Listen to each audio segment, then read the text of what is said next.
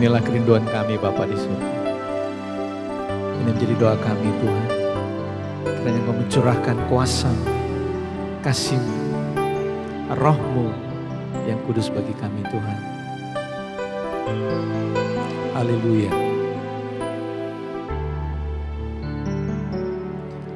Ku rasakan kasih-Mu Tuhan.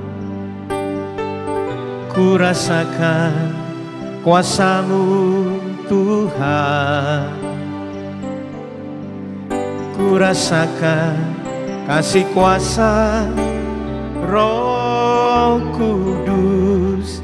Ku rasakan kehadiran-Mu.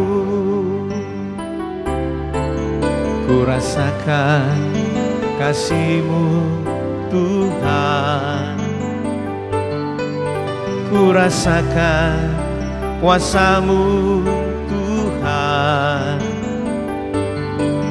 Ku rasakan kasih kuasa Roh Kudus. Ku rasakan kehadiran-Mu.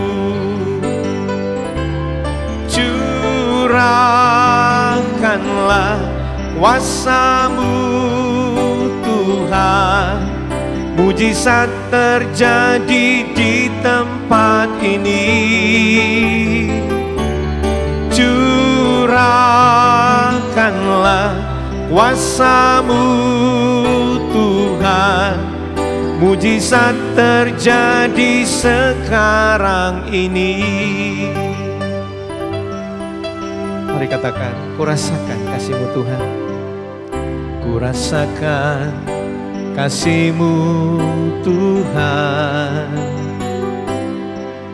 Ku rasakan kuasa-Mu Tuhan. Ku rasakan kasih kuasa Roh Kudus. Ku rasakan kehadiran-Mu. Curahkanlah kuasa-Mu Tuhan.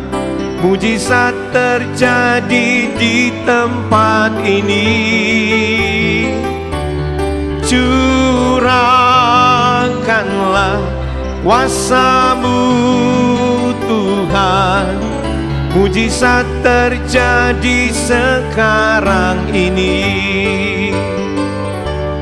Curahkanlah kuasa-Mu Tuhan. Mujizat terjadi di tempat ini. Curahkanlah kuasa-Mu Tuhan. Mujizat terjadi sekarang ini. Curahkanlah kuasa-Mu Tuhan. Mujizat terjadi di tempat ini. Curahkanlah kuasa-Mu Tuhan. Mujizat terjadi sekarang ini. Mujizat terjadi sekarang ini. Mujizat terjadi sekarang ini.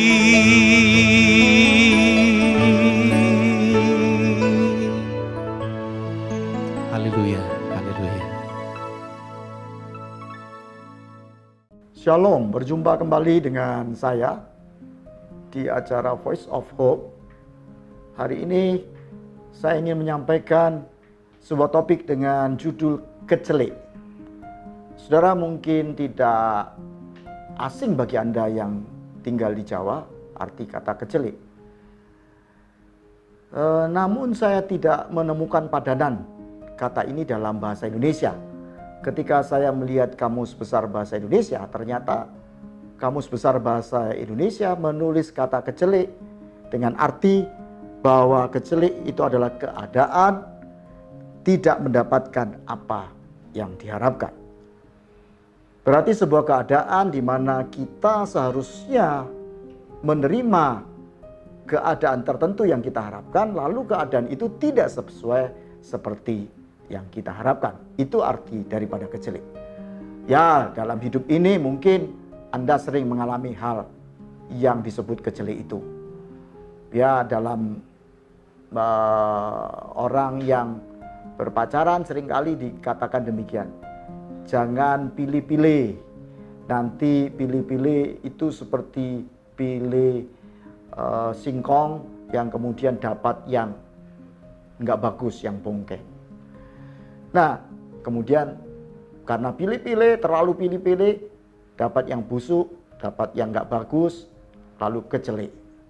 Nah, sudah ada satu perkara lagi di Alkitab tentang kecelik ini, tapi ini sangat urgent, sangat penting sekali, di mana Tuhan Yesus berbicara kepada murid-muridnya tentang situasi ada banyak orang Kristen yang kecelik. Saya akan bacakan buat Anda di dalam Matius 7 ayat 22-23. Pada hari terakhir, banyak orang akan berseru kepadaku, Tuhan, Tuhan, bukankah kami bernubuat demi namamu dan mengusir setan demi namamu dan mengadakan banyak mujizat demi namamu juga? Pada waktu itu, aku akan berterus terang kepada mereka dan berkata, aku tidak pernah mengenal kamu.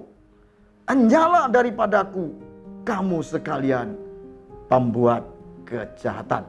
Tanda seru. Nah, saudara, ayat ini betul-betul sebuah ayat peringatan yang diakhiri oleh sebuah kalimat yang tegas oleh Tuhan. Anjalah daripadaku, kamu sekalian pembuat kejahatan. Aku tidak pernah mengenal kamu. Dan itu diberi tanda seru. Saudaraku sekalian, tentu saja kita sebagai orang Kristen tidak ingin pada akhirnya ketika Tuhan Yesus datang atau pada hari akhir kita semua kecelik. Kita yang hari-hari ini taat beribadah, kita hari-hari ini yang juga terlibat dalam pelayanan, entah pelayanan doa, entah itu pelayanan menyantuni orang-orang miskin, entah itu pelayanan bahkan menyampaikan firman Tuhan, atau dengan kata lain bernubuat, menyampaikan kebenaran firman Tuhan.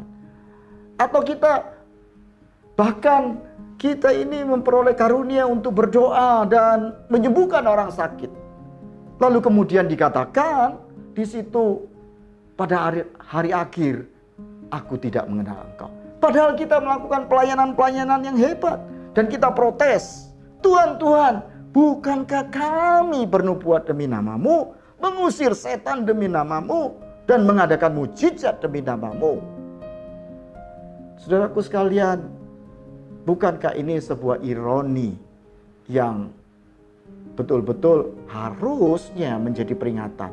Kita melakukan pelayanan demi nama Tuhan, tapi akhirnya Tuhan mengatakan Dia tidak mengenal kita.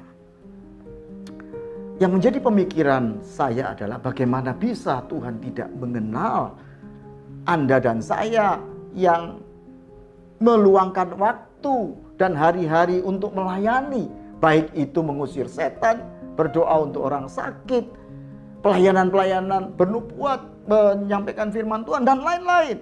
Mengapa kemudian Tuhan tidak mengenal kita, saudaraku sekalian? Apakah bisa jadi demikian, saudaraku sekalian?